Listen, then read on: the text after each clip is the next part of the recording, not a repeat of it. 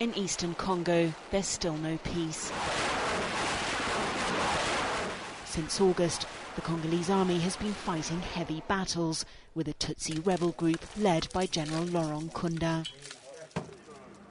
100,000 terrified civilians have left their homes in a region where 850,000 were already displaced, most during on-and-off fighting last year. The fact is that eastern Congo is still overrun by armed groups. Ugandan LRA rebels have been attacking villages along Congo's border with Sudan, displacing another 50,000 people. To the south and North Kivu, neighbouring Rwanda, is where the army has been fighting against Nkunda. At the North Kivu field headquarters of the Congolese army, local head of operations Colonel Delphin Kaimbi told us that his country accuses Rwanda of supporting Nkunda and invading the DRC. We are facing the Rwandan army, a neighboring army who never stopped interfering in Congo's affairs. A month after the attack started, we are fighting a militia that is supported by the Rwandan army, but they did not manage to break our position. Rwandan troops officially pulled out of Congo in 2002, and Rwanda denies sending in soldiers to help Nkunda. But Nkunda and his army are ethnic Tutsis, like Rwanda's government and army, and wear Rwandan uniforms. And Nkunda says that he's just protecting the Tutsi community from a Rwandan Hutu rebel group that's also active in Congo, the FDLR. We are not just fighting for the sake of it. There must always be a political justification for war. We are fighting to raise the alarm. We've said there's a problem, and when people don't listen to us, we put pressure on them. The problems date back to the 1994 genocide in Rwanda, when ethnic Hutus killed 800,000 Tutsis and moderate Hutus. The Tutsi Rwandan Patriotic Front marched into Rwanda, putting a stop to the killings and eventually taking power under current President Paul Kagame. As a result, millions of Hutus fled, not just the killers, but also normal civilians who were scared of reprisals. They set up camp in neighbouring eastern Congo, where the FDLR, or Democratic Forces for the Liberation of Rwanda, were formed by defeated Hutu soldiers and genocidaires. Rwanda has always seen the FDLR as a major threat to its Tutsi-led government, and has invaded Congo twice to try and stamp them out.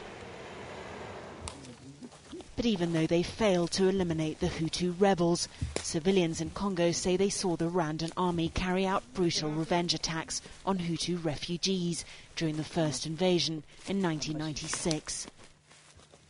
We were shown a mass grave by villagers in Musange, 300 kilometers west of the Rwandan border.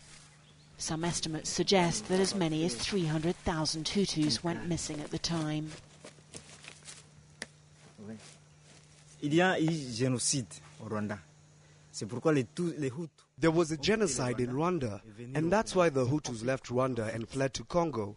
And then the Tutsi army came to hunt down the Hutus here in Congo, and they massacred them here, wherever they could find them. They gathered them together, 500 or even 1,000. They put them all together and told them that they are going home to Rwanda. Get yourselves ready quickly. We are sending a truck that's going to take you back to Rwanda. So the Hutus were very happy because they knew they were going home. They gave them something to eat and then told them to get ready. And then they lined them all up, supposedly to go to Rwanda. But when they reached the hill, they took them one by one and killed them and left the bodies where they were. But to this date, the Hutu FDLR rebels haven't been disarmed. And just as the DRC accuses Rwanda of supporting Nkunda, Rwanda accuses the DRC of supporting, or at least failing to disarm, the FDLR. We met with FDLR commanders at one of their camps 200 kilometers from Goma. One of them told us about fleeing to Congo after the genocide.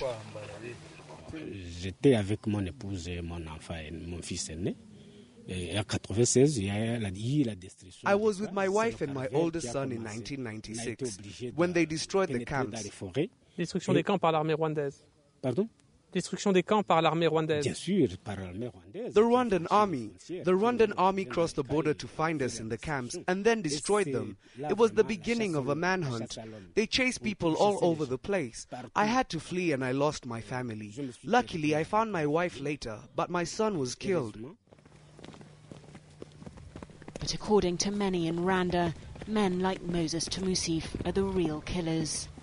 And here in lawless eastern Congo, armed men like the FDLR still threaten civilians.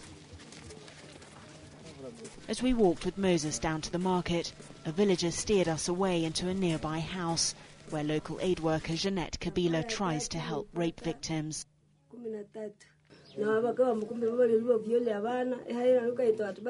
On average, these men rape around 15 women a month. They go into the fields and take them. There's also talk of armed groups extorting the local population. There's so little infrastructure here that people rely on traders who bring goods to rural areas on bikes, but it costs them.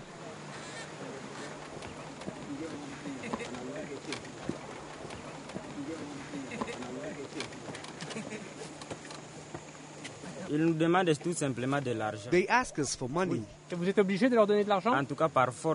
Yes, you're forced to. If you don't, you risk getting killed. You could die if you don't cooperate with these men.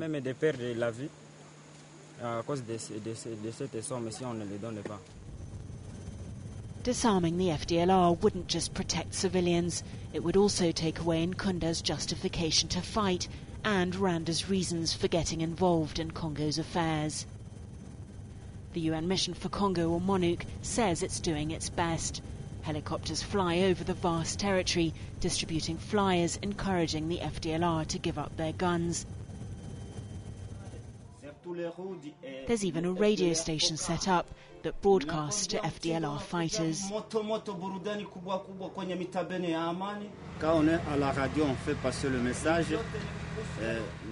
When we are on the radio and we put out our message, our listeners, the FDLR, send us messages by phone to confirm that they are receiving our program loud and clear and that they are ready to go home, but their commander doesn't want to let them go.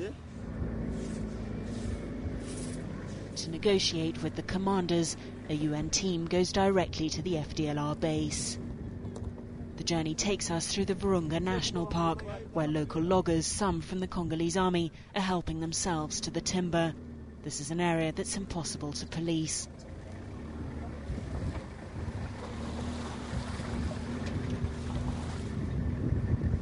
Il a été reconnu que les FDLR sont impliqués dans beaucoup de violences qui sont faites. It's been recognized that the FDLR are implicated in much of the violence that's been going on in eastern Congo. So we try to ask them to either volunteer to go home, which is the first option, or if they prefer to stay in Congo or go somewhere else, to give up their guns and be demobilized. Most of those who do end up leaving aren't the senior commanders, but younger fighters who joined the FDLR long after 1994. Depuis quand vous êtes là? 2004. 2000. 2004. 2000. 2007. Yewe uko nagize mu gisirikare navuye mu Rwanda ibihumbi bibiri. I arrived in Congo in 2000. They brought me here to fight Nkunda's army, but there were disagreements among our battalion and we got separated. Some went to other villages, but I stayed behind and was captured by the Congolese army. That's why I'm still here today. I didn't want to go home because my dad was in the army and they arrested him, and I don't want the same thing to happen to me. Often, the younger ones want to go home, but the older ones prefer to stay in Congo. The fighting in Congo has displaced nearly 1.5 million people, refugees in their own country. They're victims partly of the huge mineral resources that are in the ground here, attracting armed groups from all over the region. But they're also victims of Rwanda's unsolved problems that have played out largely on Congolese territory for nearly 15 years now, while Rwanda itself has been at peace.